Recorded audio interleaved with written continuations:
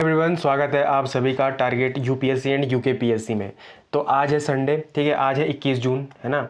और आप सभी को योगा दिवस की ढेर सारी शुभकामनाएं। ठीक, तो जो आज हम करंट अफेयर कवर करने जा रहे हैं, ये 14 जून से और 20 जून तक का जो है करंट अफेयर है, जो क्या है, एक हफ्ते का करंट अफेयर है, उसको हम डिटेल में क्या करेंगे, देखेंगे, है ना।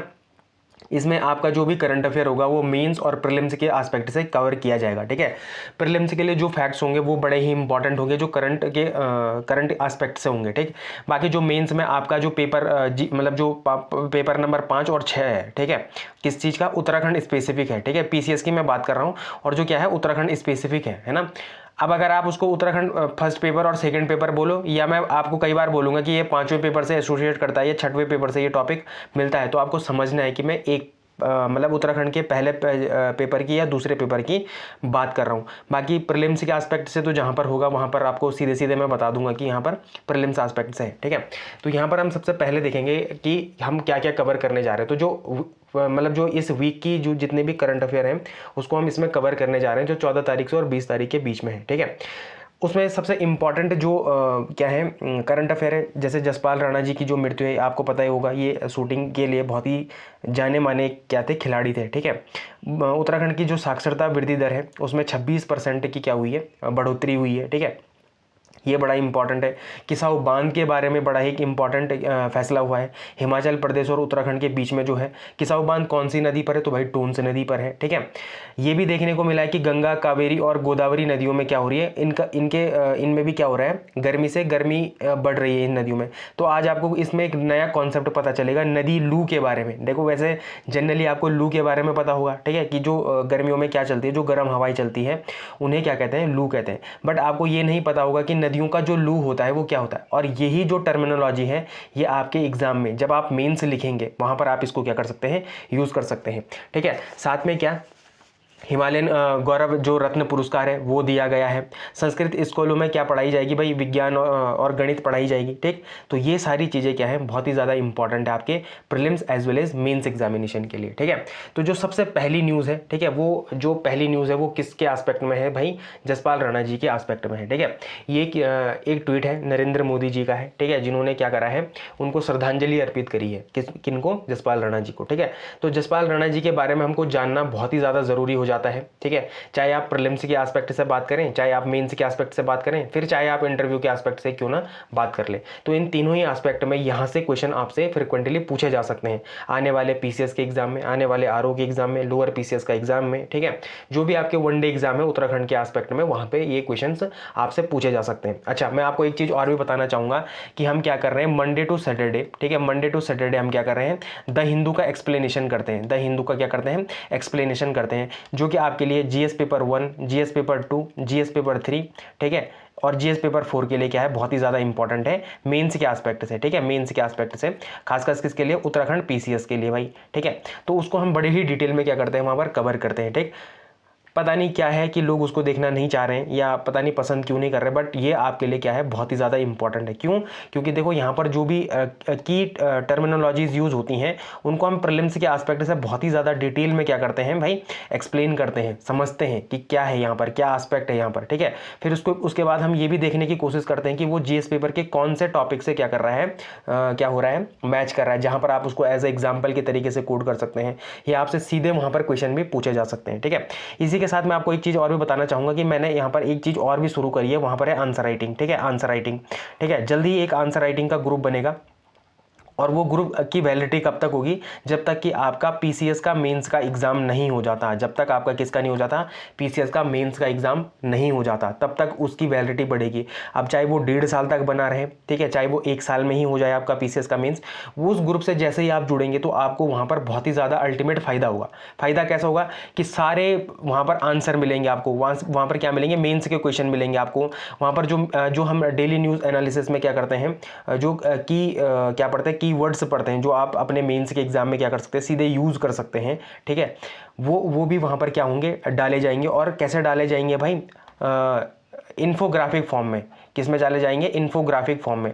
इन्फोग्राफिक फॉर्म में मतलब आपको एक पिक्चर फॉर्म में वहां पर वो चीज़ें डाली जाएंगी, ताकि आप जब भी मेंस का एग्जाम लिखें, ठीक है, तब आपको क्या हो जाए, सारी चीज़ें वहाँ पर एक्टिव तरीके से रिकॉल हो जाए, ठीक है। और ये एक बहुत अच्छा इनिशिएट हो सकता है आपको मेंस में बहुत अच्छे मार्क्स लाने का, ठीक है। देखो मेंस का जो पेपर होता है अल्टीमेटली यहीं से आपका क्या बनना है, रैंक बननी है, यहीं से आपका पता चलना है कि आप इस सर्विस में ज्वाइन करेंगे या नहीं करेंगे, ठीक है। तो आपके लिए मेंस बहुत ही ज़्यादा इंपॉर्टेंट है, प्रीलिम्स इंपॉर्टेंट है नो डाउट, ठीक है, लेकिन प्रीलिम्स एक स्टेज है जिसको आपको केवल पार करना है, ठीक है। उसके बाद आपको 2500 कैंडिडेट के बीच में क्या होगा, मेंस एग्जाम होगा, और वहाँ पर आप कैसे एक्सेल कर सकते हैं ये आपकी अभी की क्या होगी, जो आपकी कंसिस्टेंसी है इस पे डिपेंड करेगा, और आप कैसा मटेरियल पढ़ते हैं उस पे डिपेंड करेगा। देखो होगा क्या, प्रीलिम्स का जैसे ही पेपर होगा और जब सीधे प्रीलिम्स का रिजल्ट आएगा उसके बाद मेंस में आपको मुश्किल से 3 महीने मिलेंगे, ठीक है। उस 3 महीने में मेंस के एस्पेक्ट को कवर करना नेक्स्ट टू इम्पॉसिबल है, ठीक है। मतलब अगर आप कवर कर भी लेते हैं तो मुझे नहीं लगता आप फिर मेंस का क्वालिफाई भी कर पाएंगे, ठीक है। बहुत मुश्किल हो जाएगा मेंस का क्वालिफाई, और अगर गलती से हो भी जाता है तो आप कहीं वो बॉटम लाइन पे होंगे, ठीक है, नीचे की बॉटम लाइन पे होंगे। तो आपको मेक श्योर करना है कि आप अभी से ऐसे इनिशिएट से जुड़े जो आपको मेंस के साथ साथ प्रीलिम्स की तैयारी कराएं, प्रीलिम्स के साथ साथ मेंस की नहीं, मेंस के साथ साथ प्रीलिम्स की तैयारी कराएं, ठीक है। और टारगेट यूपीएससी एंड यूकेपीएससी इस मुहिम में क्या है, लगातार अग्रसर है, ठीक है, जहां पर आपको मेंस के एस्पेक्ट से प्रीलिम्स पढ़ाया जाता है, ठीक है। तो थोड़ा सा इस बात को थोड़ा समझने की कोशिश करें, उस करंट अफेयर को भी देखें जो डेली न्यूज़ एनालिसिस करते हैं, वीकली आपके लिए आ रहा है। और जल्दी ही हम क्या करेंगे, एनसीईआरटी सीरीज भी शुरू करेंगे, एनसीईआरटी सीरीज भी क्या करेंगे, शुरू करेंगे। कहाँ पर, यूट्यूब में ही आपके लिए फ्री ऑफ कॉस्ट यहाँ पर वो सीरीज भी शुरू करेंगे, ठीक है, जो आपको फिर से अगेन क्या करेगी, मेंस और प्रीलिम्स के एस्पेक्ट से क्या करेगी भाई, तैयार करवाएगी, ठीक है। तो फिलहाल अपने वापस टॉपिक पे आते हैं, ठीक है। सबसे पहले जसपाल राणा जी के बारे में देख लेते हैं। देखो आपको ये पता ही है कि ये क्या है, शूटर है, ठीक है। और कौन से रेंज के शूटर हैं, तो देखो 25 मीटर सेंटर फायर पिस्टल श्रेणी में ये क्या करते हैं, प्रतिनिधित्व करते थे, ठीक है। इन्होंने कई जगह में जैसे एशियन गेम्स होते हैं वहाँ पर स्वर्ण पदक दिलाए हैं भारत को, ठीक है ना। और ये अभी वर्तमान समय में क्या कर रहे थे, कोचिंग भी कर रहे थे, ठीक है ना। जो लोग तैयारी कर, जैसे मनु भाकर है, उनको तैयार करने में इनकी क्या थी, महत्वपूर्ण भूमिका थी, ठीक है। इनका जन्म कब हुआ था भाई, 28 जून 1976 को हुआ था। ये कभी नहीं आएगा पेपर में, लेकिन ये कौन से स्थान से एसोसिएट है, तो भाई टिहरी गढ़वाल से एसोसिएट है, लेकिन ये बाद में कहाँ चले गए थे, दिल्ली चले गए थे, ठीक है। फिर इन्होंने अपना करियर कैसे बनाया, ठीक है, शूटिंग में इनका करियर कैसा रहा, इनकी अचीवमेंट्स क्या रही। तो देखो 90 के दशक में और 2000 के दशक में इन्होंने क्या करा, निशानेबाजी शुरू करी है, ठीक है। और 25 मीटर सेंटर फायर पिस्टल में सेंटर फायर पिस्टल और स्टैंडर्ड पिस्टल इवेंट्स ये खेलते थे, ठीक है। अब एशियन गेम्स कहाँ पर हुए थे, 1994 के जो एशियन गेम्स हुए थे वो हिरोशिमा में हुए थे, और उस टाइम ये क्या थे, मात्र 18 साल की उम्र में थे, ठीक है। और इन्होंने यहाँ पर क्या दिलाया था भाई, इन एशियन गेम्स में क्या दिलाया था, स्वर्ण पदक दिलाया था। ये मोस्ट इंपॉर्टेंट क्वेश्चन हो जाता है आपके प्रीलिम्स के एस्पेक्ट से भाई, ठीक है। यहाँ पर आपसे सीधे सीधा आप क्वेश्चन पूछा जा सकता है कि जसपाल राणा जी ने ऐसे कौन से गेम्स थे जहाँ पर उन्होंने क्या जिताया था, स्वर्ण पदक जिताया था। तो वो कौन थे भाई, एशियन गेम्स थे, और 1994 के हिरोशिमा में जो एशियन गेम्स हुए थे वहां पर इन्होंने क्या दिलाए थे, स्वर्ण पदक दिलाया था। फिर 2006 का जो दोहा एशियाई गेम हुआ था वहाँ पर इन्होंने क्या करा था कि 25 मीटर सेंटर फायर पिस्टल में इन्होंने क्या, एक तो व्यक्तिगत, इंडिविजुअल और टीम के साथ भी, ठीक है, इन्होंने क्या करा था, 3 स्वर्ण पदक और 1 रजत पदक इन्होंने क्या दिलाया था, जिताया था, ठीक है। फिर इन्होंने क्या करी थी कि विश्व रिकॉर्ड की भी बराबरी करी थी। मतलब वहाँ पर जो एक स्कोर होता है ना, वहाँ स्कोर में इन्होंने क्या करा था, 590 करा था, कितने में से, 600 में से इन्होंने कितना स्कोर किया था, 590 स्कोर किया था, ठीक है, जो कि किसके बराबरी थी, विश्व रिकॉर्ड के बराबरी थी, ठीक है।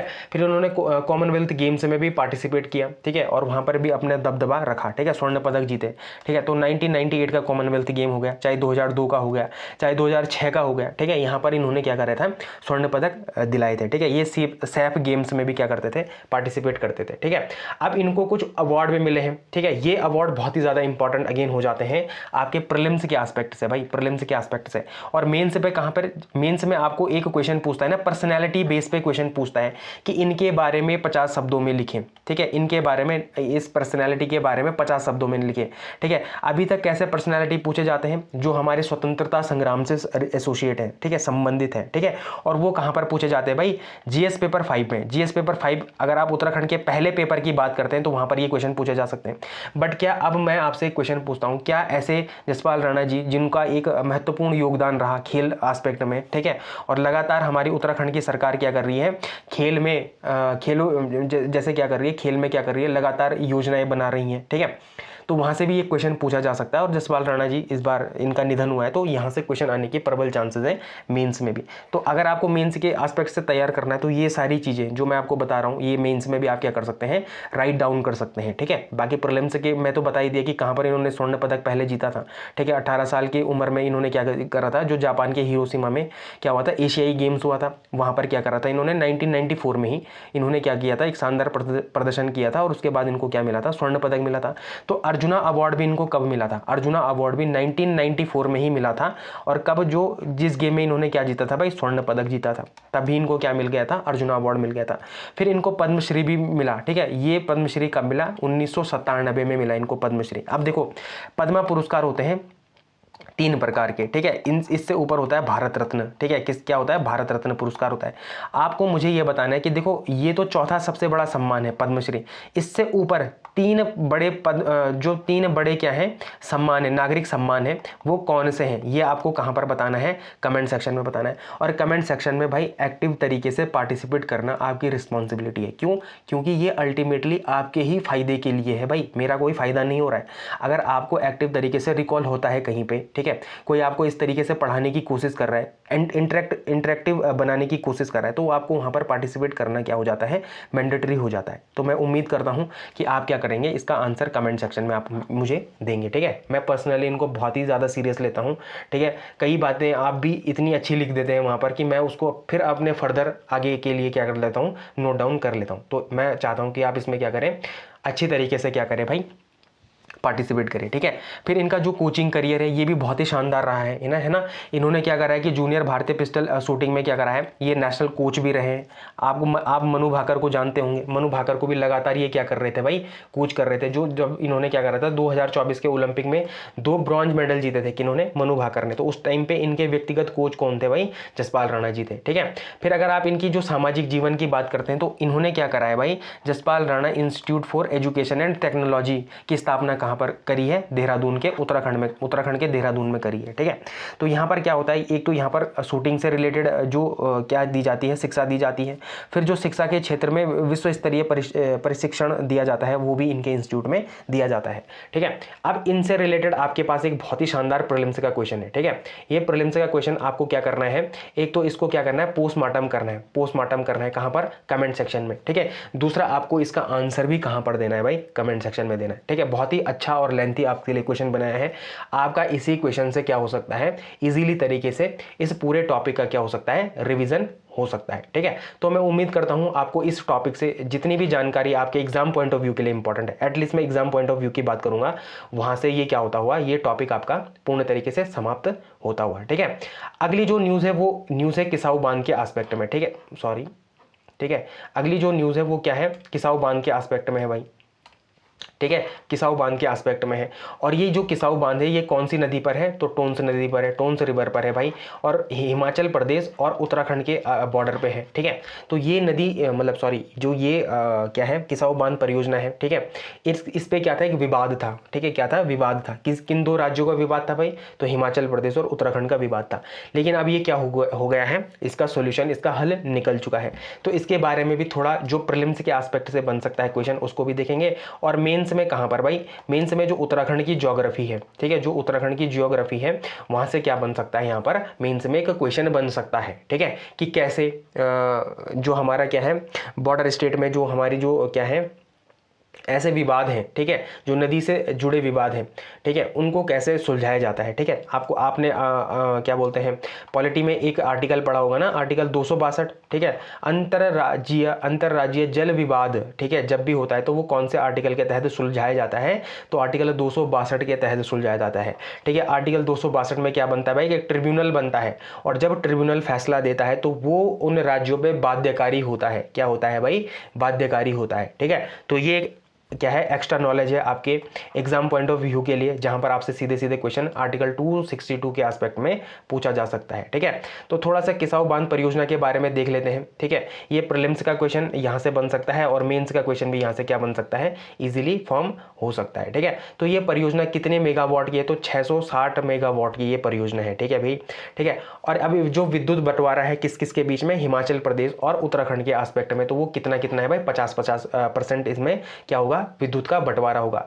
330 मेगावाट बिजली उत्तराखंड को मिलेगी और 330 मेगावाट बिजली किसको मिलेगी भाई, वो हिमाचल प्रदेश को मिलेगी। अब लेकिन यहाँ पर एक चीज और है, इस पूरे योजना में 6 राज्यों को अलग से पानी जल विभाजन मतलब जल बंटवारा भी है यहाँ पर। तो 2 राज्यों को तो क्या मिलेगी, बिजली मिलेगी, किस किस को, हिमाचल प्रदेश और उत्तराखंड को। लेकिन इस परियोजना से 6 राज्यों को जल मिलेगा। ठीक है, 6 राज्यों को जल मिलेगा। और वो 6 राज्य कौन है, एक हरियाणा है, एक यूपी है, एक राजस्थान है, एक दिल्ली है, एक हिमाचल प्रदेश हो गया और एक क्या हो गया अपना उत्तराखंड हो गया भाई। ठीक है, तो ये 6 राज्य हैं जिनको क्या मिलेगा, पानी मिलेगा, इनको क्या मिलेगा भाई, वाटर मिलेगा। और ये 2 राज्य हैं, ठीक है, जिनको क्या मिलेगी भाई, इलेक्ट्रिसिटी मिलेगी। ठीक है, तो यहाँ पर आपको कंफ्यूज नहीं होना है। ठीक है, 6 राज्यों को जल बंटवारा होगा और 2 राज्यों को क्या होगा भाई, इलेक्ट्रिसिटी बंटवारा होगा। ठीक है, केंद्र सरकार द्वारा इसे क्या बताया गया है भाई, एक राष्ट्रीय परियोजना बताया गया है। ठीक है, इसमें जल बंटवारे में क्या होगा, 6 राज्यों के बीच में यहाँ पर जल बंटवारा होगा। अब अगर कॉस्ट शेयरिंग की बात करें तो जल घटक मतलब जो वाटर कंपोनेंट का खर्च है वो क्या होगा, 90% खर्च कौन उठाएगी, केंद्र सरकार उठाएगी और 10% खर्च कौन उठाएगा, जो लाभार्थी राज्य हैं इसमें। ठीक है, वो उठाएंगे। फिर जो विद्युत घटक की बात है यहाँ पर, तो यहाँ पर भाई सीधे सीधे भाई क्या बताया गया है कि बिजली परियोजना का कुल खर्च 3000 करोड़ रुपए है। उत्तराखंड और हिमाचल प्रदेश को आपस में 15-15 हजार बांटने हैं। ठीक है, इसके लिए क्या नहीं था, हिमाचल प्रदेश तैयार नहीं था, जिस वजह से क्या हुआ था, ये विवाद हुआ था। लेकिन अब विवाद का समाधान निकला हुआ है और इसमें बताया गया है कि हिमाचल प्रदेश अपने हिस्से का पानी दूसरे राज्यों को भी क्या करेगा, देगा। इसके एवज में दिल्ली हो गया, राजस्थान हो गया, हिमाचल प्रदेश हो गया, वो क्या करेंगे कि इस बिजली परियोजना का खर्च जो 15,000 करोड़ रुपए इनको देने हैं उसमें क्या करेंगे भाई, ये कंट्रीब्यूट करेंगे। कौन, जो अलग और राज्य हैं, जैसे दिल्ली अपना यूनियन टेरिटरी है, आधे पैसे ये दे देगा, आधे पैसे राजस्थान दे देगा, आधे पैसे कौन मिलाएगा उसमें, हिमाचल मिलाएगा। ठीक है, तो इस हिसाब से ये डील हुई है। ठीक, अब अगर थोड़ा सा उत्तराखंड के एस्पेक्ट में आप इसको देखो तो उत्तराखंड में क्या करा है कि जो 1550 करोड़ रुपए दिए जाएंगे वो सॉफ्ट लोन के तरीके से दिए जाएंगे। ठीक है, सॉफ्ट लोन के तरीके से कौन देगा इन्हें, तो सेंटर देगा। कौन देगा इसे, सेंटर क्या करेगा, ये अनुदान देगा। ठीक है, तो जो उत्तराखंड का जो क्या हो जाएगा, पैसा जाएगा वो सॉफ्ट लोन की तरीके से जाएगा और जो हिमाचल प्रदेश का जो पैसा जाएगा वो और राज्यों के साथ जो बंटवारा है उस हिसाब से वो क्या करेंगे, उसको डील करेंगे। बाकी मैंने आपको बता दिया है कि 6 राज्यों में क्या होगी, यहाँ पर जल बंटवारा होगा। 6 राज्य कौन है, अपना हरियाणा है, उत्तर प्रदेश है, राजस्थान है, दिल्ली है, हिमाचल प्रदेश है और उत्तराखंड है। ठीक है, तो ये आपको 6 के 6 राज्य क्या करने हैं, याद रखने हैं, जिनके साथ क्या है भाई, किसाऊ बांध परियोजना का क्या है, जल बंटवारा है। 2 राज्यों के साथ क्या है, इलेक्ट्रिसिटी बंटवारा है। किसाऊ बांध परियोजना कौन सी नदी पर है, तो भाई टोंस नदी पर है। ये सारी चीज़ें आपको याद होनी चाहिए। बाकी इसकी एक हिस्टोरिकल टाइम लाइन है जो कि मुझे नहीं लगता इतनी इंपॉर्टेंट है।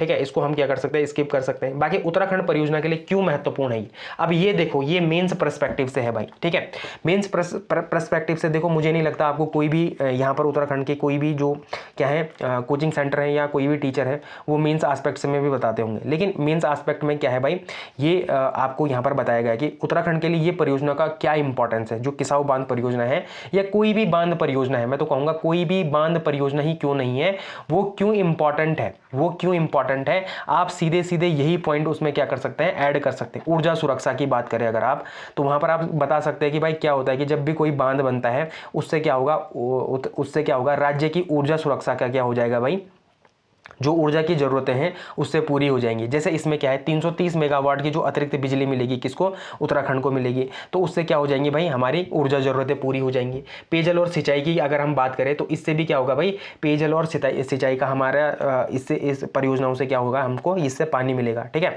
तो इसमें 34 मिलियन क्यूबिक मीटर इसमें जो पानी होगा, जो पेयजल होगा वो मिलेगा, सिंचाई के लिए मिलेगा। फिर डाउन स्ट्रीम परियोजनाओं के भी से भी इसमें लाभ मिलेगा। मतलब किसाऊ बांध बनने से डाउन स्ट्रीम निचले प्रवाह क्षेत्र में में मौजूद जो जल विद्युत परियोजनाएं हैं, जैसे पछवा दून की पुरानी परियोजना है, उनमें भी क्या बन जाएगा, बढ़ जाएगा भाई, जल स्तर बढ़ेगा, जिससे उनका भी विद्युत उत्पादन क्या हो जाएगा, बढ़ जाएगा। मतलब एक तीर से दो निशाने। मतलब आपने क्या करा कि किसाऊ बांध परियोजनाओं पर क्या लगाया, पैसा लगाया, तो जो भी क्या है नीचे का क्या है, नीचे प्रवाह क्षेत्र में जो डाउन स्ट्रीम परियोजना है ना, जो आपको क्या बताया, जो पछवा दून में जो भी क्या है ये बांध बने हैं और भी बांध बने हैं, उनमें क्या हो जाएगा, यहाँ पर वाटर फ्लो बन जाएगा। वाटर फ्लो बन जाएगा तो इस इलेक्ट्रिसिटी यहाँ पर ऑब्वियसली बात है वो ज़्यादा प्रोड्यूस होनी शुरू हो जाएगी। फिर यहाँ पर आर्थिक राहत की भी बात करी है कि उत्तराखंड को जो आर्थिक लाभ मिलेगा इस किसाऊ परियोजना बांध में, ठीक है, जो कि आपके अगेन मेंस के एस्पेक्ट से क्या है, इंपॉर्टेंट है, मेंस के एस्पेक्ट से क्या है, इंपॉर्टेंट है ना। तो वहाँ पर यहाँ पर क्या मिलेगा उनको, सॉफ्ट लोन मिलेगा। तो जब सॉफ्ट लोन मिलेगा तो इन पे इस एकदम से क्या नहीं बढ़ेगा भाई, आर्थिक बोझ नहीं बढ़ेगा, और आर्थिक बोझ नहीं बढ़ेगा तो यहाँ पर क्या हो पाएगा, इजीली ये जो परियोजना है ये क्या हो जाएंगी, वर्किंग मोड में आ जाएगी मतलब। तो मुझे उम्मीद है कि जो ये आपके पास ये जो टॉपिक था, ठीक है, किसाऊ बांध परियोजना, ये आपकी समझ में बहुत अच्छे से आया होगा, चाहे आप मेंस के एस्पेक्ट की बात करें चाहे प्रीलिम्स के एस्पेक्ट की बात करें, ठीक है। अब जो ये आपके पास एक प्रीलिम्स का क्वेश्चन है, अगेन मैं आपको बोलूंगा कि आप इसका क्या करेंगे, पोस्टमार्टम करेंगे, ठीक है। पहले कथन सही है तो क्यों सही है, दूसरा कथन सही है तो क्यों गलत है, मतलब सही है तो सही है, तीसरा अगर गलत है तो क्यों गलत है, मतलब आपको ये बताना है कि सही है तो क्यों सही है और गलत है तो क्यों गलत है। बाकी आपको आंसर तो देना ही है, कहाँ पर, कमेंट सेक्शन में। मैं उम्मीद करूंगा कि आप इसमें बहुत एक्टिव तरीके से क्या करेंगे, पार्टिसिपेट करेंगे। मैं आपके लिए मदद कर रहा हूँ, ठीक है, मैं आपकी मदद कर रहा हूँ अगर इस चीज़ में, ठीक है, करंट अफेयर के लिए। और आप लगातार कहते हैं कि मेंस एस्पेक्ट में तैयार नहीं हुआ है, मेंस के लिए कंटेंट कहाँ से करें, तो उसके लिए मैं आपके लिए तैयार कर रहा हूँ। तो आपको भी इसमें क्या करना है, बहुत ही एक्टिव तरीके से पार्टिसिपेट करते हुए चलना है, ठीक है। ये भी इंपॉर्टेंट हो गया। अब देखो ये बहुत एक इंपॉर्टेंट टॉपिक है भाई, ठीक है, ये बहुत एक इंपॉर्टेंट टॉपिक है, और आपको इस टॉपिक में क्या मिलेगा, बहुत सारी टर्मिनोलॉजी भी मिलेगी, ठीक है। तो यहाँ पर बताया गया कि एक खतरा है, किन किन नदियों को, गंगा नदी, कावेरी नदी और गोदावरी नदियों की में क्या बढ़ रही है, गर्मी बढ़ रही है। अब मुझे आपको एक सिंपल सा क्वेश्चन पूछ रहा हूँ मैं आपको, ठीक है, आपको गंगा की मुझे ट्रिब्यूटरी के बारे में बताना है, कौन कौन सी लेफ्ट बैंक ट्रिब्यूटरी है, कौन कौन सी राइट बैंक ट्रिब्यूटरी है, ये मुझे आपको गंगा की बतानी है, मतलब आपने मुझे बतानी है गंगा की। फिर सेम कावेरी की भी, कौन सी इनकी लेफ्ट बैंक ट्रिब्यूटरी है, कौन सी राइट बैंक ट्रिब्यूटरी है, ये आपको मुझे बतानी है। गोदावरी की भी सेम, ठीक है, कि कौन सी इसकी लेफ्ट बैंक ट्रिब्यूटरीज है और कौन सी इसकी क्या है, राइट बैंक ट्रिब्यूटरी है। तो इसमें एक चीज बात हुई है रिवराइन हीट वेव के बारे में। देखो रिवराइन हीट वेव क्या होता है, ये अपने आप में बहुत एक इंपॉर्टेंट क्या है, टर्मिनोलॉजी है, ठीक है। अब मैं जैसे ही एक बार क्या हो जाता है, जैसे ये टेलीग्राम से बैन हटता है, मैं तो एक ग्रुप फॉर्म करने जा रहा हूँ, ठीक है।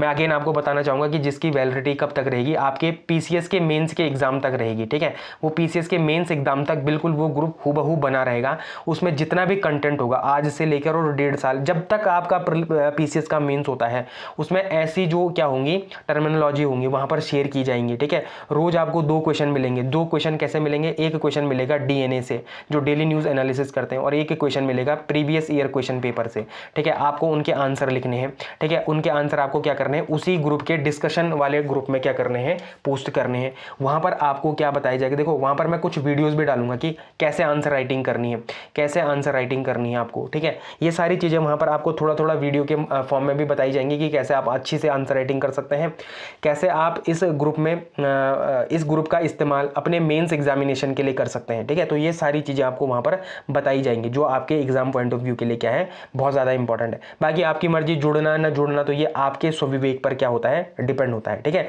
बट मैं अपनी तरफ से एक इनिशिएट चला रहा हूँ। बाकी जो जिसको जुड़ना होगा वो जुड़ लेगा, जिसको नहीं जुड़ना होगा वो अपना देख लेगा फिर, ठीक है। बट मैं एक तो क्या कर रहा हूँ, मैं सिंपल सा आपके लिए क्या कर रहा हूँ, एक ईजी करने की कोशिश कर रहा हूँ बस, ठीक है। अब देखो इस जो ये हम मतलब जो हम ये न्यूज़ पढ़ रहे हैं, इसकी जो कोर इश्यू है वो क्या है। तो यहाँ पर बताया गया है कि जो गंगा नदी है, कावेरी नदी है, गोदावरी नदी है, यहाँ पर क्या बढ़ रही है भाई, गर्मी बढ़ रही है। अब गर्मी लगातार बढ़ रही है, तो इसमें क्या हो रहा है कि जो ऑक्सीजन स्तर है वो इसमें क्या है, एक बड़ा चिंता का विषय है। किन नदियों में, इन 3 नदियों में। जैसे जैसे भाई गर्मी बढ़ेगी तो क्या होते हैं, मॉलिक्यूल टूटते हैं, और इसमें क्या होगी, ऑक्सीजन की जो कमी है वो देखी जाएगी इस पानी में, ठीक है। तो जैसे ऑक्सीजन की कमी देखी जाएगी तो जो हमारा जलीय जीवन होता है वो इससे क्या हो जाएगा, प्रभावित हो जाएगा। अब जो मैं बोल रहा था ना नदी की लू या रिवराइन हीट वेव क्या होती है, देखो ये टर्मिनोलॉजी बहुत इंपॉर्टेंट है, इसका आप यूज़ कर सकते हैं आप अपने जहाँ पर भी आपका क्या है जीएस पेपर 1 में क्या है आप मतलब जीएस पेपर 5, ठीक है, और उत्तराखंड का जो पहला पेपर है वही मतलब सेम एक ही बात है ये, ठीक है। उसमें जो आपका ज्योग्राफी वाला एस्पेक्ट पेपर बनता है, ठीक है ना, वहाँ पर अगर आपको एक समस्याएं पूछती हैं कि जो नदियों में वर्तमान समय में जो उत्तराखंड की नदियाँ हैं उनमें कौन सी समस्याएं देखी जा रही है, तो देखो गंगा नदी तो उत्तराखंड की ही है, हरिद्वार से गंगा ओरिजिनेट होती है ना, मतलब बनती है, ठीक है, हरिद्वार से बनती है, अच्छा देवप्रयाग से बनती है, ठीक है। तो जो ये गंगा नदी बनती है तो इसमें क्या समस्या है, वहां पर आप इजीली तरीके से बता सकते हैं कि भाई रिवराइन हीट वेव, ठीक है, रिवराइन हीट वेव उसका एक क्या है की कंपोनेंट हो चुका है, किसका, गंगा नदी का। बाकी जो पोल्यूशन वोल्यूशन है तो वो तो है, ठीक है, बट वो सब लिखेंगे, आप दूसरे से अलग कैसे लिखेंगे, और आप दूसरे से अलग जब लिखते हैं तब आपको क्या मिलता है, वैल्यू एडेड मार्क्स मिलते हैं, तो वो कहां से मिलेंगे, वो भाई यहीं से मिलेंगे, ठीक है।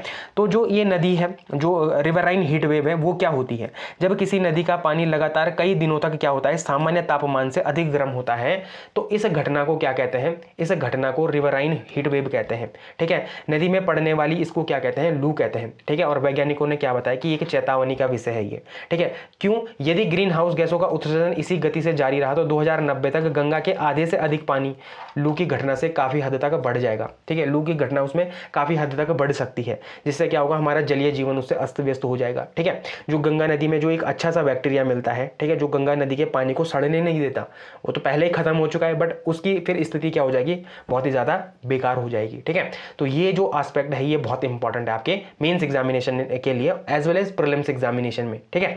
अब बढ़ने के मुख्य कारण क्या है, मतलब देखो ये मेंस के एस्पेक्ट से है ना कि अगर भाई गंगा नदी, कावेरी नदी और गोदावरी नदी का पानी गर्म हो रहा है तो उसके प्राइमरी कॉजेज क्या है, ठीक है।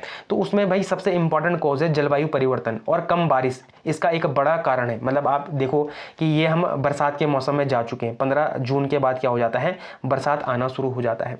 अब यहाँ पर आप देख रहे हैं कि लगातार जो बारिश है वो क्या हो रही है, उसकी कमी देखने को मिल रही है। क्या गर्म महीना है ये भी देखो, जलवायु परिवर्तन आपको देखने को मिलता है। तो इसी से क्या हो रहा है, रिवराइन हीट वेव बढ़ रही है, ठीक है। नदियों में घटता जल प्रवाह और ग्लेशियरों में लगातार हो रही सिकुड़न, इसका भी एक कारण है रिवराइन हीट वेव का, ठीक है। नदी किनारे पर हरियाली की कमी आपको देखी जा रही है, ठीक है, तो ये भी एक कारण है।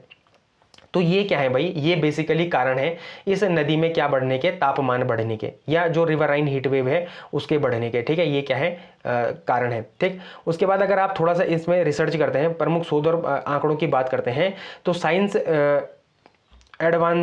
एडवांसेज, ठीक है, नामक शोध पत्रिका में प्रकाशित जो अध्ययन के अनुसार बताया गया है, तो इसमें प्रथम दशकों में दुनिया में 78.8% नदियों में क्या दिखा गया है, ऑक्सीजन का स्तर घटता हुआ देखा गया है, ठीक है। जो आईआईटी हैदराबाद है उसमें जो क्लाइमेटिक रिसर्च ग्रुप है और जो कुछ अन्य क्या है इसमें संस्थान है, उन्होंने बताया कि 2009 से 2025 के बीच में गंगा के मध्य जो प्रवाह क्षेत्र है उसमें पानी का औसतन करीब कितना डिग्री सेल्सियस बढ़ा है, तो 1.88 डिग्री सेल्सियस बढ़ा है, ठीक है। ये एक चिंता का विषय है भाई, ये क्या है, एक चिंता का विषय है। इससे पहले इस क्षेत्र में तापमान बढ़ने की वार्षिक औसत दर केवल कितनी थी, लगभग 0.9 डिग्री सेल्सियस थी, ठीक है। अब यहाँ पर देखो, यहाँ पर बताया कि जो ऑक्सीजन घुलने का स्तर है वो कितना है भाई, 2.3% इसमें घट चुका है ऑक्सीजन जो इसमें डिजोल्व होती थी, ठीक है। और ये किसने बताया, आईआईटी हैदराबाद ने बताया है, ठीक है। अब बाकी जो इसका इम्पैक्ट जो इकोलॉजी और लाइवलीहुड पे पड़ रहा है ना, मतलब पारिस्थितिकी और आजीविका पर जो विनाशकारी प्रभाव पड़ेगा इससे, वो कैसे पड़ेगा, तो यह स्थिति गंगा के पारिस्थितिकी तंत्र को खतरा में डाल सकती है। ऑक्सीजन की कमी से क्या होगा, मछलियों को ये मछलियों को क्या करेगी, प्रभावित करेगी। जो जलीय कीट होते हैं उन पर प्रभाव आएगा। फिर जो और जलीय जीव होते हैं वो उनके लिए क्या हो जाएगा, जानलेवा हो जाएगा। क्यों, क्योंकि जो यहाँ पर ऑक्सीजन है, पानी का जो ऑक्सीजन होता है, इनके लिए क्या होता है भाई, जीवनदायी होता है, ठीक है। तो ये अगर जैसे ही कम हो जाएगा तो यहाँ पर सीधे तरीके से आपको इसका इम्पैक्ट देखने को मिलेगा। तापमान बढ़ने से जैव विविधता, कृषि, पेयजल उपलब्धता और मत्स्य पालन का पर भी क्या पड़ेगा, सीधे सीधे निगेटिव इम्पैक्ट पड़ेगा। और जब यहाँ पर निगेटिव इम्पैक्ट पड़ेगा तो जो आपकी आजीविका है, ठीक है, आजीविका है, जब हम क्या पढ़ रहे थे, जब हम इकोनॉमिक सर्वे पढ़ रहे थे तो वहाँ पर हमने देखा था ना कि जो उधम सिंह नगर है वो अकेला इतना मत्स्य पालन करता है जितना पूरे उत्तराखंड में कहीं नहीं होता। इवन गढ़वाल से भी ज़्यादा जो मत्स्य पालन होता है वो कुमाऊं के एक जिले में होता है, और वो कौन सा जिला है, उत्तरकाशी, सॉरी उधम सिंह नगर, ठीक है। तो जब ये सारी चीज़ें होंगी, हीट वेव जो अपना क्या है, ये हीट वेव है, ठीक है, कौन सी हीट वेव है, रिवराइन हीट वेव है, जैसे ये बढ़ेगी तो यहाँ पर हमारी आजीविका पर भी इसका क्या पड़ेगा, प्रत्यक्ष तौर पर नेगेटिव इम्पैक्ट पड़ेगा। ठीक है, समग्र रूप से इस पर निर्भर करोड़ों लोगों की आजीविका पर इसका गंभीर खतरा मंडरा रहा है। तो ये सारी चीज़ें क्या हैं आपकी मेंस के एस्पेक्ट से हैं। फिर संकट से निपटने के क्या उपाय हैं, तो यहाँ पर सीधे सीधे बताया कि एक ग्रीन बेल्ट यहाँ पर बनाई जाए। ठीक है, नदियों के किनारे क्या बनाई जाएगा, सघन ग्रीन बेल्ट बनाई जाएगा, डेंस ग्रीन बेल्ट बनाई जाए। ठीक है, नदियों का प्राकृतिक जल प्रवाह बनाए रखना और प्रदूषण को क्या करना है भाई, कम करना। फिर जो ग्राउंड वाटर रिचार्ज है, ठीक है, उसका सबसे ज़्यादा यूज़ करना भाई, जो ग्राउंड वाटर रिचार्ज है उसका क्या करना, सबसे ज़्यादा यूज़ करना और अत्यधिक इसमें क्या करना, संरक्षण करना, ताकि भूजल पुनर्भरण क्या हो, लगातार बढ़ता रहे। ठीक है, अब इस रिवराइन हीट वेव से एक क्वेश्चन है। ठीक है, अगेन मैं आपको बोलूंगा कि इसका पोस्टमार्टम करना आप कहाँ पर, कमेंट सेक्शन में, कि अगर पहला कथन सही है तो क्यों सही है, दूसरा कथन गलत है तो क्यों गलत है, ऐसे टाइप से। ठीक है, ताकि आपकी रिकॉलिंग क्षमता बढ़े। ठीक है, ताकि आप इसको क्या कर सको, लंबे समय तक याद रख सको। ठीक है, तो आपको इसका जो आंसर देना है वो कहाँ पर देना है, कमेंट सेक्शन में देना है। ठीक है, ये भी अगेन बहुत ज़्यादा इंपॉर्टेंट हो जाता है। अगला जो देखो, अगली जो न्यूज़ है ये केवल और केवल प्रीलिम्स के एस्पेक्ट से बहुत इंपॉर्टेंट है। ठीक है, यहाँ पर बता रहा है कि जो हिमालयन पर्यावरण सोसाइटी है वो क्या देती है, हिमालय गौरव मेधा रत्न पुरस्कार देती है। ठीक है, सम्मान देती है। और ये कितने लोगों को मिला है, तो ये 30 लोगों को मिला है भाई। ठीक है, ये 30 लोगों को मिला है। लेकिन इसमें एक बहुत ही इंपॉर्टेंट पर्सनैलिटी है, वो कौन है, पद्मकांत शर्मा है। वो कौन है भाई, पद्मकांत शर्मा है। और ये क्या है, साहित्यकार है। तो कई बार आपसे सीधे सीधे क्वेश्चन पूछ देता है ना आपके जो सबऑर्डिनेटेड एग्जाम होते हैं, कि पद्मकांत शर्मा जो प्रभात के नाम से भी इनका जो क्या है, इनको जाना जाता है, ये कौन से फील्ड से एसोसिएट है, तो ये साहित्यकार से क्या है भाई, एसोसिएट है, साहित्य से एसोसिएट है। इनको क्या मिला है भाई, हिमालय गौरव मेधा रत्न सम्मान मिला है। ठीक है, तो ये वन लाइनर एक क्या है, फैक्ट है आपके एग्जाम पॉइंट ऑफ व्यू के लिए। ठीक है, जो आपको कहाँ पर मिलेगा, आपके प्रीलिम्स एग्जाम के लिए क्या है भाई, बहुत ज़्यादा इंपॉर्टेंट है। अगेन जो प्रीलिम्स के लिए एक और टॉपिक इंपॉर्टेंट है, वो क्या है, नेपाल में आयुष पुरस्कार वो किन्हें मिला है, उत्तराखंड की आरती को मिला है। ठीक है, और ये क्या है, एक चिकित्सक है। ये क्या है भाई, चिकित्सक है। आयुष तो समझते हैं ना, जो किससे रिलेटेड होते हैं भाई, अपने जो डॉक्टरी से संबंधित होते हैं। ठीक है, इनको क्या मिला है, आयुष एक्सेलेंस अवार्ड मिला है। कहाँ पर, नेपाल में मिला है। ठीक है, और ये कहाँ पर अभी कार्यरत हैं, तो ऋषिकेश में है ना, ये कार्यरत हैं। डॉक्टर आरती पंवार इनका क्या है, पूरा नाम है। ठीक, तो ये भी बड़ा एक इंपॉर्टेंट क्या है, फैक्ट था आपके एग्जाम पॉइंट ऑफ व्यू के लिए।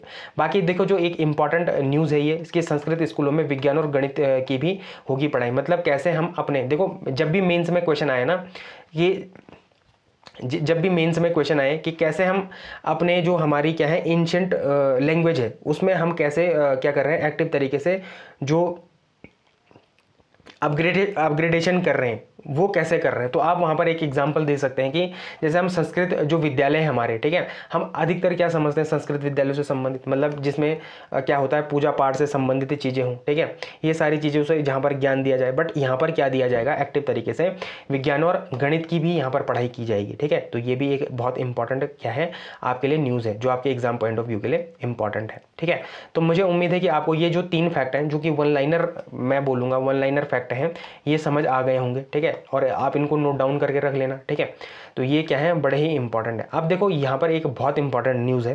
ठीक है, ये मेंस और प्रीलिम्स के लिए बहुत ज़्यादा इंपॉर्टेंट है। ठीक है, कि 25 सालों में 26% बढ़ी उत्तराखंड की साक्षरता दर। ठीक है, जो हमारा लिटरेसी रेट है वो पिछले 25 सालों में कितना परसेंट बढ़ा है भाई, 26% बढ़ा है। ठीक है, तो ये क्या है भाई, न्यूज़ क्या है, चर्चाओं में क्यों है, ये सबसे पहले तो हम ये देखेंगे। तो उत्तराखंड कैबिनेट ने हाल ही में राज्य में पूर्ण साक्षर राज्य, मतलब फुली लिटरेट स्टेट होने का क्या करी है, ऐतिहासिक घोषणा करी है। और ये बताया गया है कि 7 वर्ष से अधिक आयु वर्ग के 98% लोग के साक्षर होने के आधार बनाते हुए कैबिनेट ने इसकी क्या करी है, घोषणा करी है। अब इस घोषणा को कहाँ पर भेजा गया है भाई, केंद्र सरकार को इसका एक प्रस्ताव भेजा गया है। ठीक है, अब साक्षरता दर के कुछ इंपॉर्टेंट आंकड़े हैं, यहाँ पर कुछ डेटा बताया गया है कि जब राज्य का गठन हुआ था, और राज्य गठन कब हुआ था भाई, 9 नवंबर सन 2000 को हुआ था। ठीक है, उसके बाद जो साक्षरता दर का सफर है वो कैसा है, तो वहां पर यहाँ पर क्या बताया गया, देखो 2001 में जब राज्य का गठन हुआ तो उस टाइम पे जो जनगणना हुई, ठीक है, उसमें जो उत्तराखंड की साक्षरता दर थी वो कितनी थी, 71.62 थी। कितनी थी भाई, 71.62 थी। क्या थी, 71.62 थी। ठीक है, लेकिन उसके बाद क्या हुआ, जैसे ही 2011 की जनगणना हुई तो 10 वर्षों में शिक्षा के क्षेत्र में कुछ सुधार हुए और साक्षरता दर 7.2% की उसमें वृद्धि हुई, और ये आंकड़ा कितना पहुंच गया, 71 से 78.2 के आसपास पहुंच गया। मतलब देखो आप 2001 में जो जनगणना हुई थी उसमें हम लिटरेट कितने थे, सॉरी 71.62 थे। ठीक है, जैसे ही 2011 की जनगणना होती है वहाँ पर हम 7.2% की वृद्धि के साथ कितना पहुँच जाते हैं,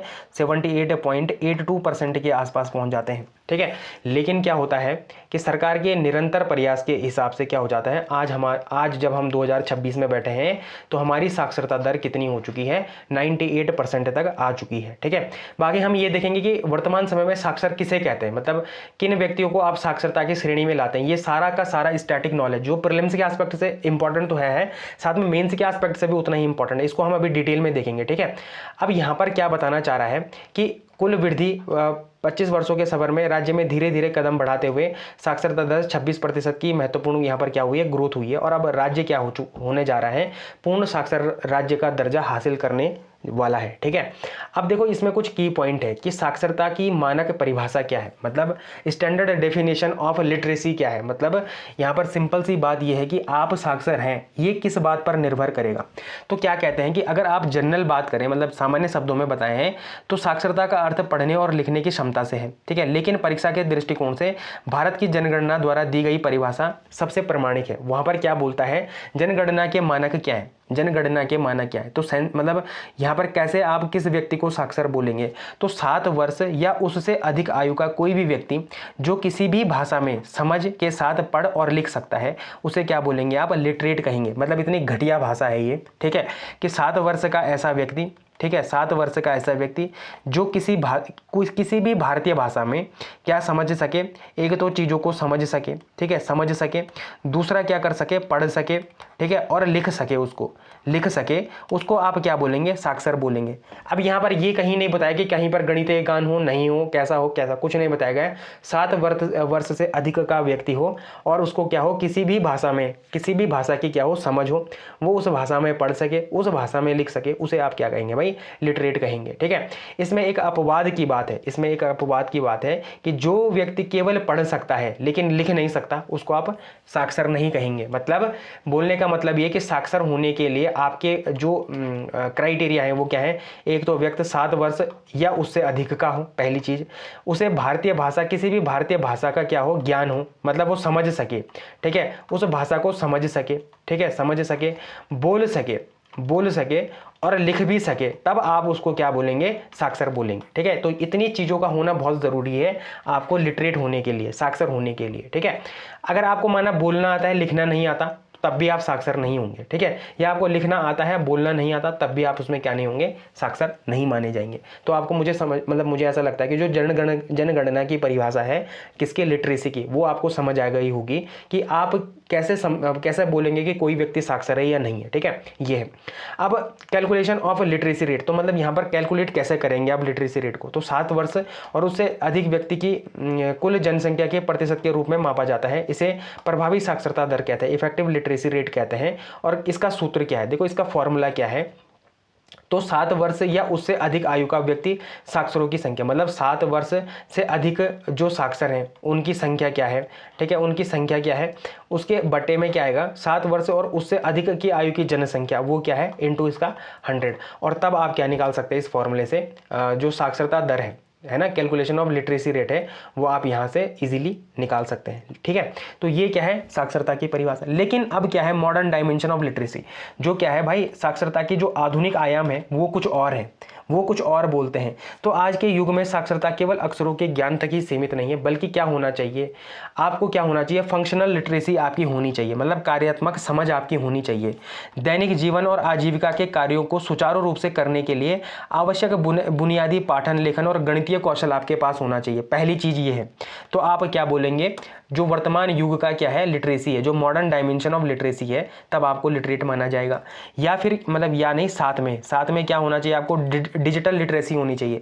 कंप्यूटर हो गया, स्मार्टफोन हो गया, इंटरनेट हो गया, इन सब डिजिटल प्लेटफॉर्मों का सुरक्षित और प्रभावी ढंग से क्या आना चाहिए, आपको उपयोग आना चाहिए। तो आप इसको क्या कह सकते हैं कि मॉडर्न डायमेंशन क्या है, लिटरेसी है आपके पास। ठीक है, या फिर फाइनेंशियल लिटरेसी, धन प्रबंधन हो गया, बचत हो गया, निवेश हो गया, बैंकिंग प्रणाली हो गया। अगर आपको इन बुनियादी चीज़ों की समझ है तो आपको क्या बोला जाएगा, लिटरेट कहा जाएगा। तो मुझे लगता है कि आपको ये समझ आ गया होगा कि मॉडर्न डायमेंशन ऑफ लिटरेसी क्या है। मॉडर्न डायमेंशन ऑफ लिटरेसी को आप 3 भागों में बांट सकते हैं। पहला क्या है, आपको फंक्शनल लिटरेसी होनी चाहिए, दूसरा आपको क्या है, डिजिटल लिटरेसी होनी चाहिए, और तीसरा आपको क्या है, फाइनेंशियल लिटरेसी भी होनी चाहिए। तब आपको क्या कहा जाएगा, modern dimension of literate person बोला जाएगा। ठीक है, अब इससे संबंधित कुछ संवैधानिक प्रावधान भी किए गए हैं आपके संविधान में या हमारे संविधान में। ठीक है, आर्टिकल 21A इसमें जोड़ा गया है, मौलिक अधिकार। देखो आपको ये चीज समझ होगी ना कि 21A और 21A ये क्या होते हैं। ठीक है, इन दोनों में आपको अंतर पता होगा। 21A क्या होता है, ये वाला 21A क्या होता है कि आर्टिकल 21 जो होगा उसका सब क्लोज ए है, ये उसका क्या है, सब क्लोज ए है। लेकिन 21A क्या है, इसको अलग तरीके से, एक नए तरीके से आर्टिकल बनाया है, आप समझते होंगे। ठीक है, तो इसमें क्या है, 21A में जो हमारा क्या हुआ है, 86वां संविधान संशोधन हुआ है, 86 ऑफ अमेंडमेंट एक्ट 2002 में हुआ है। उसमें आपका क्या बोला गया कि जो 6 से 14 वर्ष की आयु के बच्चे हैं उनको क्या मिलनी चाहिए, मुफ्त और अनिवार्य शिक्षा क्या होनी चाहिए, प्रदान की जानी चाहिए। ये कहां पर बोला गया है, 21A में। ये आपके प्रिलिमिनरी एग्जाम के लिए क्या है, बहुत ही ज्यादा इंपॉर्टेंट है। आपका जो DPSP है, directive principle of state policy है, उसका आर्टिकल जो 45 है, वहां पर क्या बोला गया है कि राज्य 6 वर्ष की आयु पूरी करने वाले सभी बच्चों के लिए प्रारंभिक बाल्यावस्था देखभाल और शिक्षा प्रदान करने का क्या करेगा, प्रयास करेगा। कौन करेगा भाई, स्टेट करेगा, स्टेट करेगा, राज्य करेगा, तभी तो ये DPSP में है। ठीक है, DPSP में है, तभी तो ये DPSP में है। ठीक है, तो ये इंपॉर्टेंट हो जाता है। फिर आपके मौलिक कर्तव्य में भी है, मौलिक कर्तव्य कहां पर, जो 51A का सब क्लोज के है, उसमें बोला गया है कि माता पिता या अभिभावक का यह कर्तव्य है कि वे अपने 6 से 14 वर्ष के बच्चों को क्या दे, शिक्षा के अवसर प्रदान करें। तो ये आपका देखो कहां कहां पर है, आपका जो फंडामेंटल राइट्स है वहां पर भी है। फंडामेंटल राइट में कहां पर, 21A में हुआ है। ठीक है, और ये 86वें संविधान संशोधन द्वारा 2002 में जोड़ा गया है। फिर आपके आर्टिकल 40 जो आपका DPSP है उसमें आर्टिकल 45 है, वहां पर भी आपको बोला गया है कि 6 वर्ष से अधिक जो आयु पूरी करने वाले जो बच्चे हैं उनको क्या मिलना चाहिए, प्रारंभिक बाल्यावस्था की देखभाल और शिक्षा प्रदान की जानी चाहिए। किसके द्वारा भाई, स्टेट के द्वारा, स्टेट मतलब राज्य के द्वारा। ठीक है, ये सारी चीजें प्रदान की जानी चाहिए। फिर आपकी फंडामेंटल ड्यूटीज में भी है, ये फंडामेंटल ड्यूटीज में भी है, और कहां पर है, 51A का सब क्लॉज के में है। ठीक है, और वहां पर आपके माता पिता को क्या बोला जाता है कि उनका दायित्व है कि वो अपने 6 से 14 वर्ष के बच्चों को क्या दें, शिक्षा का अवसर दें। ठीक है, तो ये सारी चीजें हैं। अब आपसे मैं एक क्वेश्चन पूछता हूं, क्या हमारे मूल संविधान में मौलिक कर्तव्य थे या नहीं थे? अगर नहीं थे या थे तो कौन सी कमेटी के द्वारा ये जोड़े गए, कितने मौलिक कर्तव्य हैं और कौन कौन से हैं? मतलब 51A में जो A से लेकर 51A, आर्टिकल 51A का A से लेकर, और जो हमारे कितने भी मौलिक कर्तव्य हैं, चाहे 10 हैं चाहे 11 हैं, वो सब कमेंट सेक्शन में बताएंगे। उनको आपको डिटेल में कहाँ पर बताना है, कमेंट सेक्शन में बताना है। देखो आपके ये मेंस एग्जाम में एक बार क्वेश्चन आया था कि मौलिक कर्तव्यों के बारे में लिखे कि हमारे कौन कौन से मौलिक कर्तव्य होते हैं, उनके बारे में लिखना था। ठीक है, और ये 150 शब्दों का आया था ये क्वेश्चन। ठीक है, ये 150 शब्दों का क्वेश्चन आया था। तो मैं चाहता हूं कि आपको ये चीज़ें प्रॉपर तरीके से याद हो जाएं। ठीक है, मैंने कई बार आपको इसको पढ़ाने की कोशिश भी करी होगी। ठीक है, जिन्होंने पढ़ा होगा वो उनको याद होगा, जिन्होंने नहीं पढ़ा होगा वो इसको भाई अब देख लो, है ना, जब जागे तब सवेरा वाली बात है। ठीक है, तो ये सारी चीज़ें इंपॉर्टेंट है। अब साक्षरता की क्या सिग्निफिकेंस है? ठीक है, मेंस के एस्पेक्ट से देखेंगे हम कि साक्षरता की सिग्निफिकेंस क्या है। तो सबसे पहले है ह्यूमन कैपिटल की बात करता है। ठीक है, ह्यूमन कैपिटल की बात करता क्या है, तो साक्षरता किसी भी देश की जनसंख्या को एक क्या बनता है, प्रोडक्टिव वर्क फोर्स में बदलता है। ठीक है, क्या बदलता है, प्रोडक्टिव वर्क फोर्स में बदलता है। फिर ये जो हमारा वुमेन एम्पावरमेंट है, महिला सशक्तिकरण है, इसकी वजह से क्या हुआ है, देखो जब हमारी महिलाएं क्या हुई हैं, साक्षर हुई हैं। ठीक है, साक्षर मतलब लिटरेट हुई हैं, तो वहां पर देखा गया है कि जो मातृ मृत्यु दर है वो भी कम हुआ है, जो शिशु मृत्यु दर है वहां पर भी क्या है, ये भाई कमी आई है। तो ये एक बहुत ही अच्छा क्या है, साक्षरता का जो सिग्निफिकेंस है, जो इंपॉर्टेंस है, वो यहाँ पर देखी गई है। फिर यहाँ पर ये भी देखा गया है कि इकोनॉमिक ग्रोथ भी हुई है। एक साक्षर समाज नई तकनीकों को तेजी से अपनाता है, जिससे इनोवेशन और प्रति व्यक्ति आय भी बढ़ती है। जिससे क्या बढ़ती है, एक तो इनोवेशन भी बढ़ती है, दूसरा पर कैपिटा इनकम भी बढ़ती है। पर कैपिटा इनकम भी क्या होती है भाई, यहाँ पर बढ़ती है। ठीक है, जहाँ पर क्या होता है, साक्षर व्यक्ति होते हैं। फिर डेमोग्राफिक पार्टिसिपेशन भी यहाँ पर होता है कि जो साक्षर नागरिक होते हैं वो अपने अधिकारों और कर्तव्य के प्रति क्या होते हैं, अधिक जागरूक होते हैं, जिससे एक मजबूत लोकतंत्र का निर्माण होता है। ठीक है, क्या होता है, लोकतंत्र का, एक मजबूत लोकतंत्र का निर्माण होता है। तो आप वहां पर आप बता सकते हैं कि जो साक्षरता की क्या इंपॉर्टेंस है हमारे समाज में। ठीक है, ये भी आपके मेंस के लिए क्या है, बहुत ही इंपॉर्टेंट है भाई। ठीक है, और आपको पता होगा ना जो आपका जीएस पेपर क्या है, जीएस पेपर 6 है। जीएस पेपर 6 की बात करो या उत्तराखंड स्पेसिफिक जो पेपर क्या है 2 है। ठीक है, वहां पर आपके पास शिक्षा सीधा सीधा क्या है, टॉपिक है भाई। शिक्षा क्या है, सीधा सीधा टॉपिक है। आप अपने सिलेबस को एक बार खोल के देख लेना। ठीक है, जो आपका उत्तराखंड का पेपर 2 है या आप उसको जीएस पेपर 6 भी कह सकते हैं, वहां पर शिक्षा से संबंधित आपके पास टॉपिक है।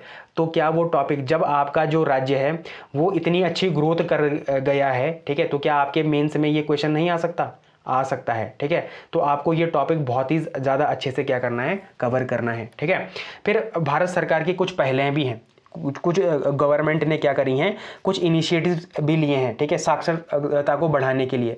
सबसे पहला है न्यू एजुकेशन पॉलिसी जो 2020 की थी। ठीक है, जरा बताना कि मतलब ये इसके अध्यक्ष कौन थे, जो न्यू एजुकेशन पॉलिसी थी, इसका जब क्या बन रहा था, ड्राफ्ट बन रहा था, तो इसके जो अध्यक्ष थे वो कौन थे, ये जरा कमेंट सेक्शन में बताना मुझे। ठीक है, और कब की है न्यू एजुकेशन पॉलिसी, तो 2020 की है, जो कि क्या करती है, फाउंडेशनल और लिटरेसी एंड न्यूमरेसी पर क्या है, विशेष जोर देती है। ठीक है, इसका जो मुझे वो एक क्या बताना है, एक स्ट्रक्चर बताना है, 2+3+3 का है या 2+3+4 का है, ऐसे बताना जरा मुझे, कहाँ पर बताना, कमेंट सेक्शन में। ठीक है, न्यू इंडिया लिटरेसी प्रोग्राम भी चला था। ठीक है, बहुत लोगों को पता ही नहीं होगा ये कि भारत सरकार ने क्या चलाया था, नव भारत साक्षरता कार्यक्रम चलाया था, न्यू इंडिया लिटरेसी प्रोग्राम चलाया था। और कब चलाया था भाई, 2022 से शुरू करा था और 2027 तक ये क्या है, लागू है। बहुत लोगों को ये भी नहीं पता होगा।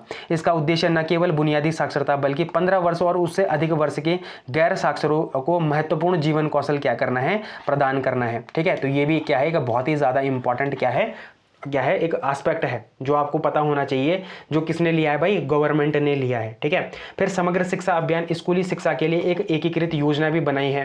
ठीक है, बाकी राष्ट्रीय माध्यमिक शिक्षा अभियान, जो राष्ट्रीय माध्यमिक शिक्षा अभियान है, रमसा बोलते हैं, या सर्व शिक्षा अभियान है। ठीक है, सर्व शिक्षा अभियान है, ये भी चलाया गया है। ठीक है, ये भी चलाया गया है सरकार के द्वारा, सर्व शिक्षा अभियान है। ठीक है, और ये मुझे आपको कमेंट सेक्शन, आपने मुझे बताना है कमेंट सेक्शन में कि सर्व शिक्षा अभियान कब चलाया गया था, जो राष्ट्रीय माध्यमिक शिक्षा अभियान है ये कब चलाया गया था। ठीक है, तो मुझे उम्मीद है कि आपको ये टॉपिक पूर्ण तरीके से समझ बहुत अच्छे से आया होगा। ठीक है, ये जो टॉपिक है ये पूर्ण तरीके से क्या आया होगा, समझ आया होगा। तो मैं उम्मीद करता हूँ कि आप मुझे क्या करेंगे, जितने भी क्वेश्चन मैंने आपसे पूछे हैं उनका आंसर आप कहाँ पर देंगे, कमेंट सेक्शन में देंगे। ठीक है, बाकी जो ये क्वेश्चन है एक प्रीलिम्स का क्वेश्चन है। ठीक है, इसका आप पोस्टमार्टम कहाँ पर करेंगे भाई, तो कमेंट सेक्शन में करेंगे। ठीक है, बताएंगे आप मुझे कि अगर पहला ऑप्शन सही है तो क्यों है, दूसरा ऑप्शन सही है तो क्यों है, अगर ये ऑप्शन गलत है तो क्यों है। ठीक है, और इसका आंसर कहाँ पर बताएंगे, कमेंट सेक्शन में बताएंगे। ठीक है, ये अंतिम न्यूज़ है और बहुत इंपॉर्टेंट एक न्यूज़ है। ठीक है, कि क्या हुआ था, एक पर्वतारोही दल था। ठीक है, जो 30 मई को निकला था, ठीक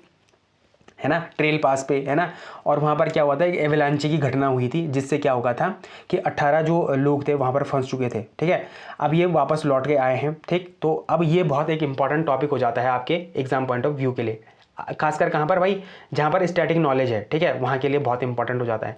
तो एक घटना हुई थी, क्या घटना हुई थी कि 18 सदस्यीय जो पर्वतारोही दल था वो 8 जून को पिंडारी ग्लेशियर के पास ट्रेल पास अभियान के दौरान एक भयंकर एवलांची की चपेट में आ गया था, लेकिन अब सब यहाँ पर सुरक्षित बाहर निकले। ठीक है, तो आपको पता होना चाहिए कि जो पिंडारी ग्लेशियर है वो कहाँ पर है, ट्रेल पास है जो कहाँ पर है। ठीक है, ये सारी चीज़ें आपको पता होनी चाहिए, है ना, तो ये इंपॉर्टेंट है। देखो यहाँ पर है कैंप 2 नंदा खाट और पिंडारी ग्लेशियर के बीच में है। ठीक है, यहाँ पर बताया गया कि जो दल बर्फबारी के बाद मरतोली गांव से होते हुए 11 जून को मुनस्यारी सुरक्षित पहुंचा। और मुनस्यारी कहाँ पर है भाई, पिथौरागढ़ में भाई, पिथौरागढ़ में है, पिथौरागढ़ में है। ठीक है, ये इंपॉर्टेंट है ना।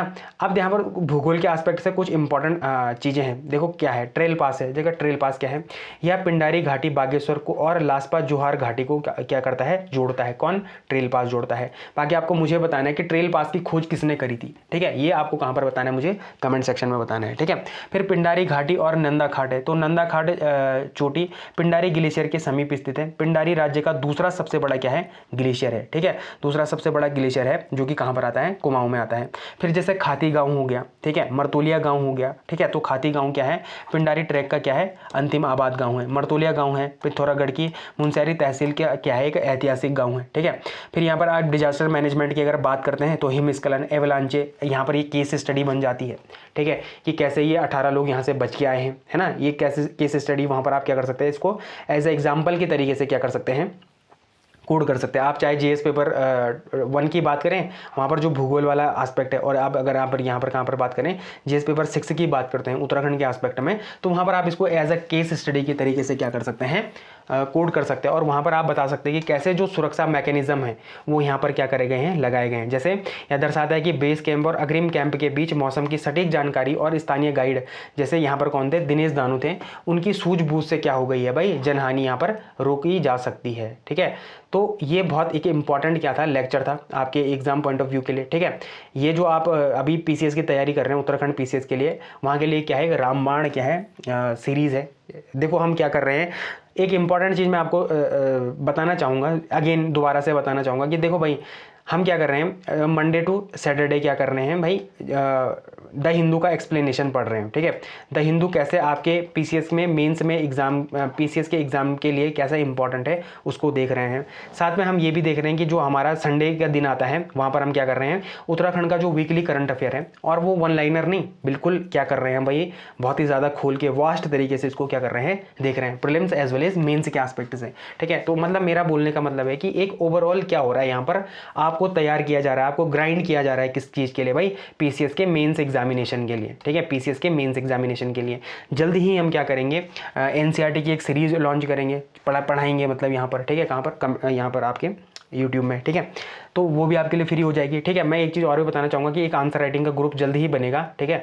वहाँ पर जो भी आंसर होंगे वो आपके कब तक वैलिड होंगे, कब तक आप वहाँ पर लिख सकते हैं, तो जब तक पीसीएस का मेंस नहीं होता, जो 2026 का पीसीएस है, जब तक उसका मेंस नहीं हो जाता तब तक आप उसमें क्या कर सकते हैं, अपने आप को पार्टिसिपेट कर सकते हैं, ठीक है। वहाँ पर जैसे हमने अभी पढ़ी थी ना हीट वेव, कौन सी हीट वेव थी वो, एक हीट वेव के बारे में पढ़ा था, जो लू थी, नदी की लू, है ना, रिवराइन हीट वेव के बारे में पढ़ा था। तो ऐसी जो टर्मिनोलॉजीज हैं वहाँ पर शेयर की जाएंगी, बहुत सारी टर्मिनोलॉजी द हिंदू से आती हैं, डेली आती हैं, वो वहाँ पर क्या की जाएंगी, पोस्ट की जाएंगी, तो जिनका आप यूज़ कहाँ पर कर सकते हैं, आपके मेंस एग्जामिनेशन में कर सकते हैं, ठीक है। और उससे आपको क्या मिलेगा, एक एज मिलेगा, किन से, बाकी स्टूडेंट से, बाकी जो मेंस लिखेंगे उनसे एज मिलेगा। और अगर आप हर पेपर में 5-10 नंबर एक्स्ट्रा लाते हैं दूसरे से, तो आप देखेंगे कि आपके पास 6 पेपर हैं, 30 नंबर आप अगर किसी से अप हैंड हो जाते हैं, तो बताओ कि आपके सिलेक्शन के चांसेस ज़्यादा हैं कि नहीं है भाई, ऑब्वियस सी बातें हैं, ठीक है। तो मैं उम्मीद करता हूँ कि आपको ये लेक्चर पसंद आया होगा। पसंद आया तो लाइक शेयर सब्सक्राइब कमेंट जरूर करें। और हाँ, एक बात जरूर है कि अपने दोस्तों के साथ इसे जरूर शेयर करें। Thank you so much.